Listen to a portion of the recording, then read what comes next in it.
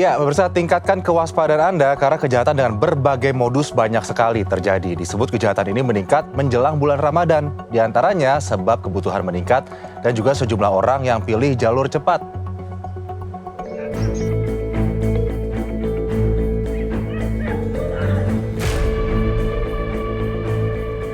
Dengan berbagai modus, menyasar terlebih perempuan, juga mirisnya anak. Faktanya, kejahatan mengincar utamanya yang tak waspada dan tampak lengah. Faktanya pula, tindak kejahatan seperti ini belakangan banyak terjadi. Di jalan, di tempat keramaian, mulai warung, pusat perbelanjaan hingga permukiman, ditengarai tindak kejahatan meningkat jelang Ramadan. Banyak terjadi diduga sebab himpitan ekonomi ditambah peningkatan kebutuhan.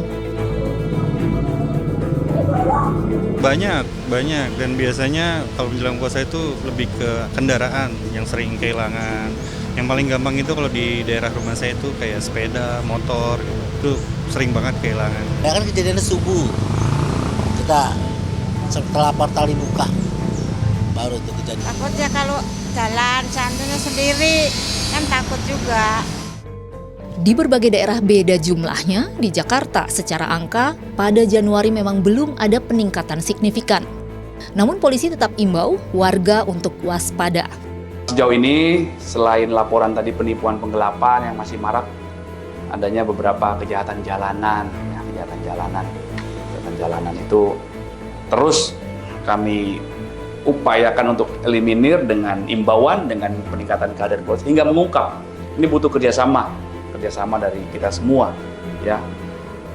Edukasi terus kami lakukan dan jajaran diminta oleh Bapak Kapolda Metro Jaya untuk terus meningkatkan kewaspadaan. Yang paling utama adalah bagaimana kita bersama-sama, bagaimana kami mengajak masyarakat untuk berpartisipasi aktif dalam memelihara Kamtibmas sehingga hasilnya bisa optimal. Terkait modus kejahatan yang kerap terjadi jelang Ramadan atau juga Lebaran, kriminolog ungkap diantaranya targetkan sasaran yang lengah, seperti kerap terjadi pada ibu-ibu yang tengah sibuk berbelanja. Satu elemen dalam rangka modus kejahatan di ruang publik itu adalah unsur deceit namanya, yakni unsur ngibul, pengelabuan. Ada nipunya gitu ya, harus ada pengelabuannya, agar kemudian orang yang ada di ruang publik itu kemudian terperdaya dan mampu kemudian dikerjai tanpa harus ada kekerasan. Seringkali itu yang justru dia elemen yang dimainkan oleh para pelaku kejahatan. Elemen membuat kita panik, gugup, nervous, tidak tenang gitu ya. Sehingga kemudian harusnya hal itu bisa kita hadapi dan tangani dengan mudah. Tapi karena tadi kita dibuat gugup ya, misalnya digedor-gedor kacanya, atau ditekan dengan mengatakan bahwa kamu nanti akan saya panggil polisi dan seterusnya, maka kita gugup. Dan ketika kita gugup, nervous, maka kemampuan kita berpikir sehat kemudian menjadi kurang. Dan di masa kini, diimbau untuk waspada pula kejahatan di dunia maya. Betul.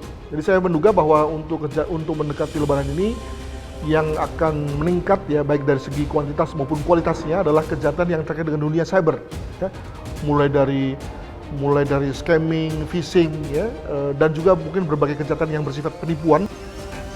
Sekali lagi, tekanan ekonomi seperti jelang hari besar tidak dipungkiri melatari sejumlah oknum untuk ambil jalan cepat, termasuk dapatkan uang dengan mencuri, mencopet, atau juga merampok dan menipu.